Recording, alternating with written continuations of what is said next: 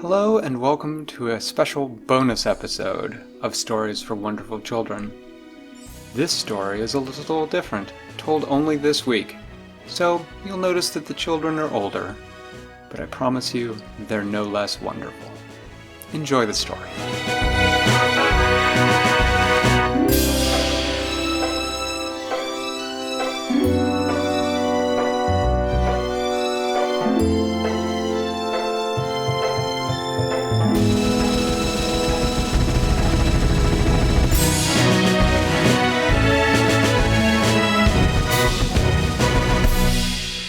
It had been quite the day.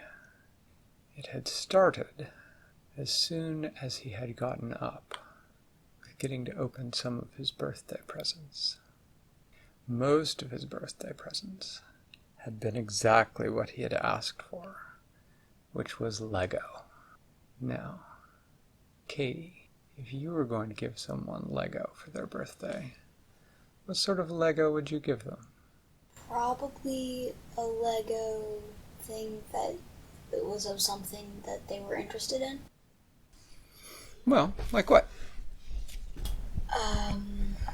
If he's interested in airplane, give him a Lego airplane set. Good. Like that. Diana, if you were giving someone Lego for their birthday, what sort of Lego would you choose? I would choose Transformers. Transformer Lego. Maybe that's a good one. So, Ruchira, for his birthday, had gotten airplane Lego, had gotten Transformer Lego, had gotten Star Wars Lego, had gotten Ninjago Lego. Every relative he had gotten him Lego of one kind or another, and as he had opened them, a plan had begun to form in his mind.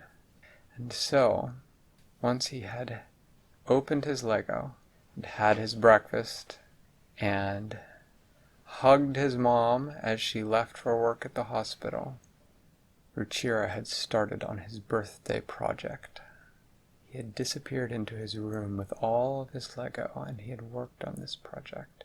He had started working on it, and then, after he had worked on it for a couple hours, he had gone and found his father, and asked his dad. He said, "Dad, my Lego project that I'm working on is getting too big for my room.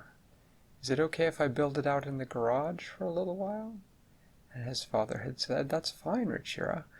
What are you working on?"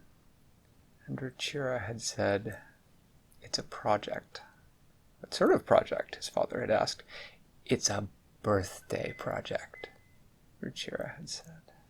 And so his father had waved him on to the garage, and Ruchira had made several trips up and down from his room, carting pieces of something hidden underneath a blanket.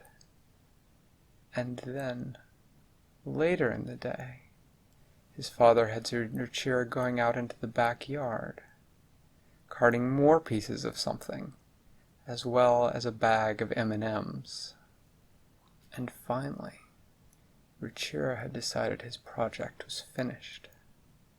And so he had come back into the house, and immediately he had smelled the delicious smells of his father cooking his favorite birthday meal. And his tummy had started to rumble, and so he had gone into the kitchen, where his father was working his cooking magic, and he had asked him, "When are we going to eat? I'm starting to get hungry." And his father had said, "So are you all done with your project then?" And Ruchira had said, "Yes, I'm done for now. There's one part that I'm not quite finished with, but it should be done soon." And his father had said, "Well, dinner's almost ready. We're just waiting for your mom to get home." And just then his father's cell phone had rung. And he had taken out of his pocket. He'd said, "Hello?" And then he said, "Uh-oh. Oh, no. Well, dinner's almost ready." Yeah, I can put it on warmer and we'll come get you." And he had put his phone back in his pocket. He said, "Ruchira, go get your brother.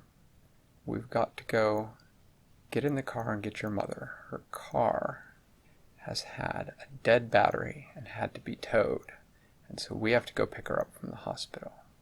And so Ruchira had gone and gotten his brother and gotten his brother's shoes on, and they had met his father in the garage. When they got into the garage, they looked out, and his father had seen that there was their car, and next to their car was an enormous something underneath a tarp. His father had just walked on by and gotten in their car. They had all gotten in, they had turned the key, and the car had gone.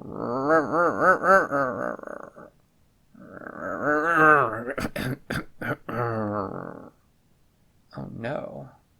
What's wrong with the car, Dad? Said Ruchira. His father had said, I'm not sure.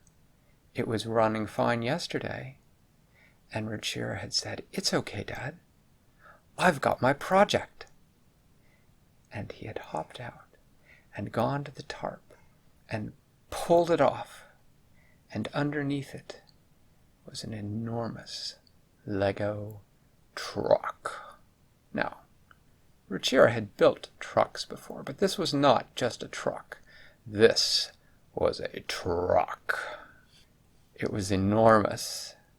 It had 6 wheels, and in the back, behind the place for everyone to sit, there was a big wheel.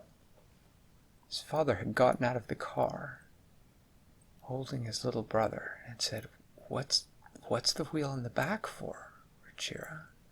And Ruchira said, That's the wheel where the marshmallow rabbits run, in order to power it. And his father had said, Marshmallow rabbits? I don't think we have marshmallow rabbits in Texas. And Ruchira had said, I think we do.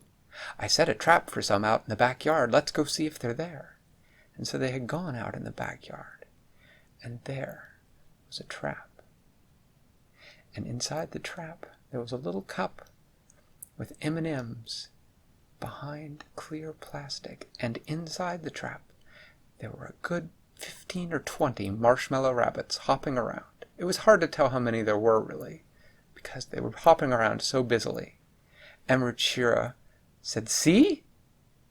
And so he and his father had hauled the marshmallow rabbit trap out to the Lego truck, and they had carefully put the marshmallow rabbits into the wheel, and the rabbits had immediately begun to run. They ran faster and faster, so fast that the wheel on the back of the truck was a blur, and Ruchira said, Quick, get in! And they had all hopped into the truck. His father had hopped into the driver's seat and promptly looked at the panel full of buttons and no steering wheel. He said, How do you drive this thing? And Ruchira said, Scoot over, Dad. I'll drive. And his father said, Oh, I don't know if that's a good idea, Ruchira. You're not old enough to drive. And Ruchira had said, I'm not old enough to drive a car or a truck, but a Lego truck? That I'm old enough to drive. I built it. I know what all the buttons do. And so his father had said, Okay, just drive carefully. And so he'd scooted over. They had all put their seatbelts on, because even a Lego truck needs seatbelts. And Ruchira had pressed the appropriate button, and they had backed out of the driveway and headed off towards the hospital. Now they were about halfway there on the freeway, when suddenly Ruchira had to press the big red button, and the Lego truck had come to a sudden and complete stop, because in front of them there was a traffic jam.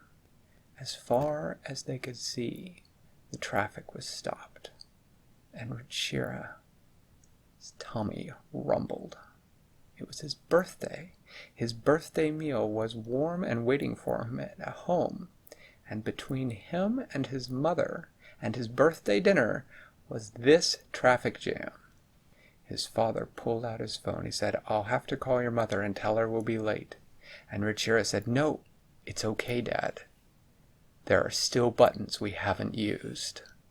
And so Ruchira pressed another button, and there was a clunk and a whir and a slightly louder clunk. And then Ruchira said, Look. And he leaned out one window, and his father and his little brother leaned out the other window.